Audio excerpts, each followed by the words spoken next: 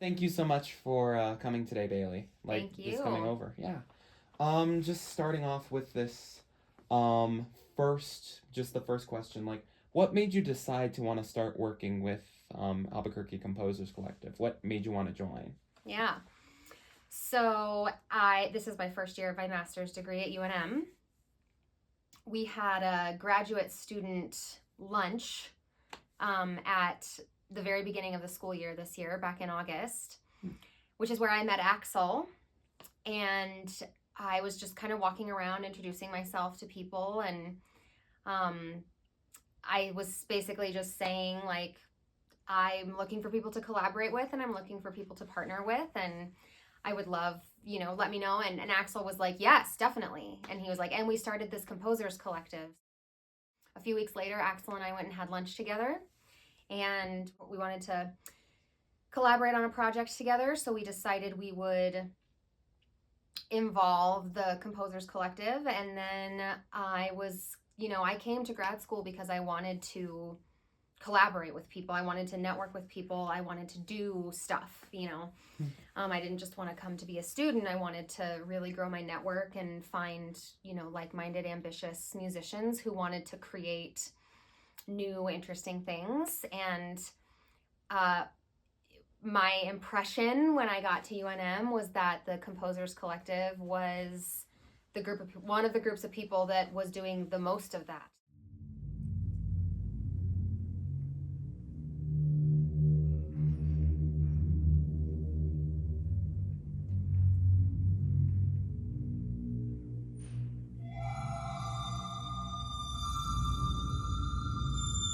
When despair for the world grows in me, and I wake in the night at the least sound,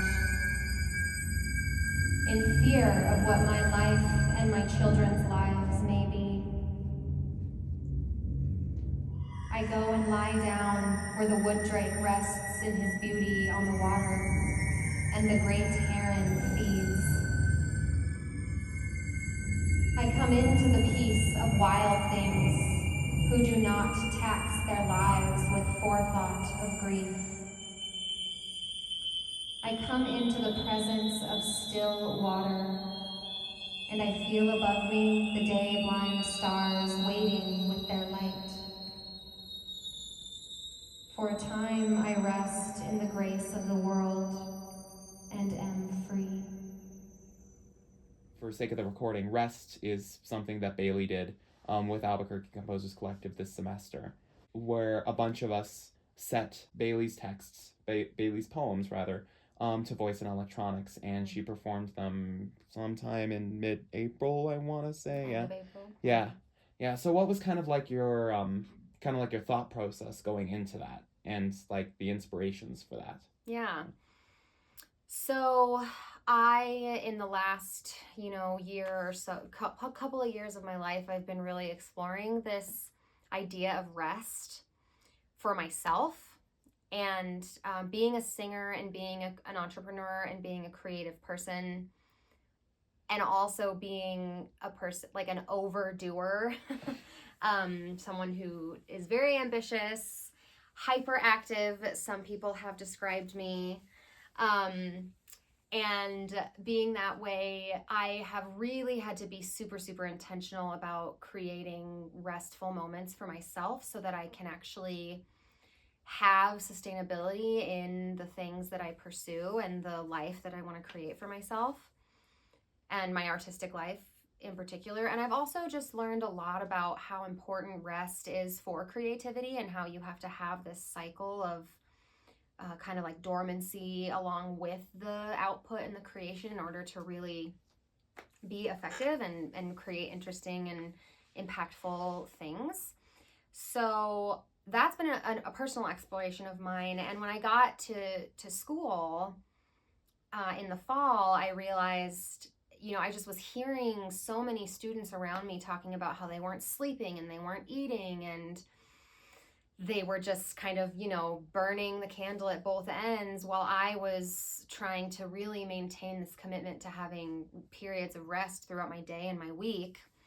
And so I saw a need there. It felt to me like it was a message that needed to be shared with the artistic community at large, but also particularly within this academic artistic community that we have here at UNM. Just really sharing this message of how essential it is to stop and listen and rest and find emptiness and tune into your heart and your body.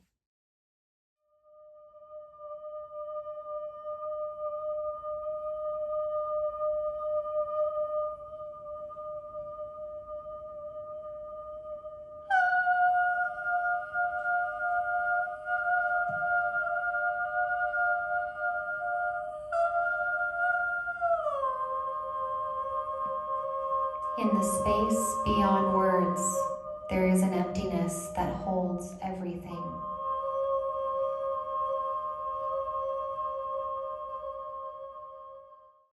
Have you had any negative experiences playing new music or singing it in these?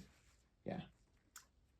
No, I haven't. I think that it's a challenge for sure. I think, a lot of these pieces that were composed for this rest project were definitely challenging.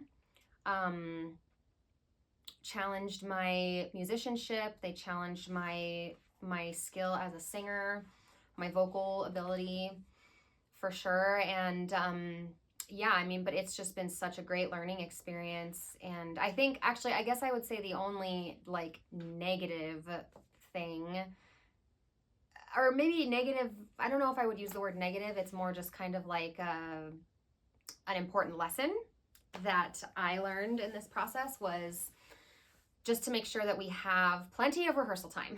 Yeah. And that's just the nature of doing new projects is you always are taking, starting something new means you're learning and you're taking a risk, and you just have to kind of understand that and know that things aren't going to always be like the way you think they're probably going to turn out when you're doing something for the first time. So yeah. Yeah. Kind of related to that. If you had to address a performer that has had negative experiences with new music or with a particular composer, what would you say to them?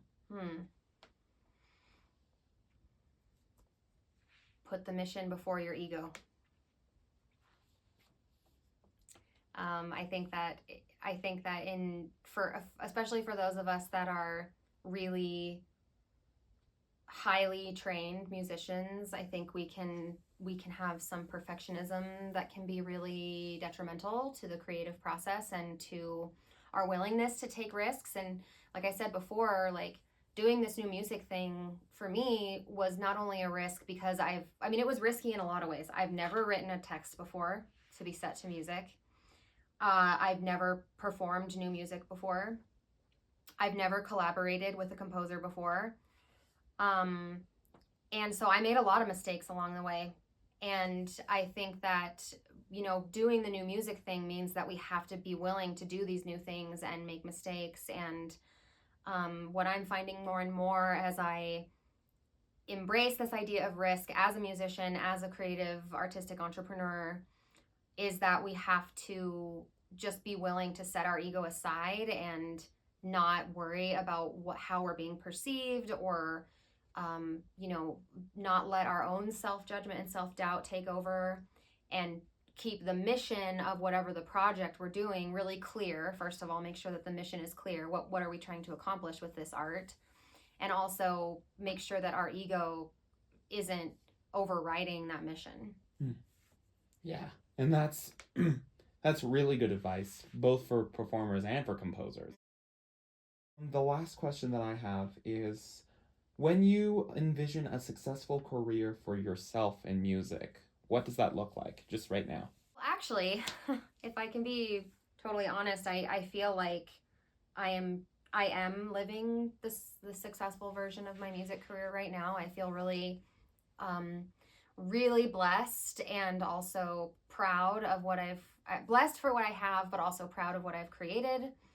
I run my own voice studio, and I gig as a contemporary commercial music singer, and I also am starting this new opera company, Opera on Tap. Or sorry, that's a different organization that I'm on the board for. Opera on the Menu is my new entrepreneurial project.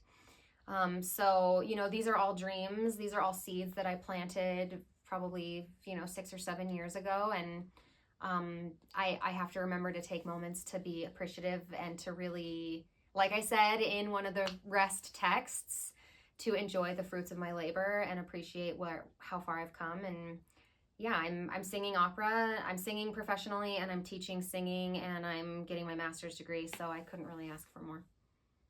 That's awesome. Yeah. And I'm super, super happy for you. And Yeah. super proud of you. And Thanks.